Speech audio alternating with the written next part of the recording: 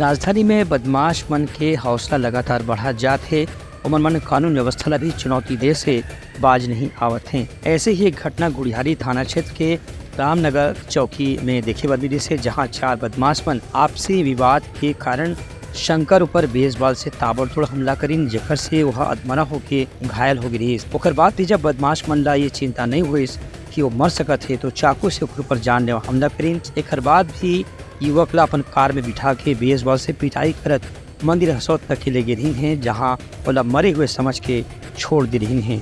Police के मुताबिक Prince बांगड़े, Anshul और ओकर दो साथी मन शंकर सिंह ठाकुर ला अपन घर में बुला के घटना ला अंजाम दे रही हैं। फिलहाल पुलिस चारों आरोपी के बातचीत के जरिए तलाश करत है और मन की गिरफ्तारी के बारे में भी पुलिस के कहना है कि आरोपी मन ला पूछताछ के लिए जल्द ही गिरफ्तार करे जाही। ब्यूरो रिपोर्ट, उतलंघा न्यूज़।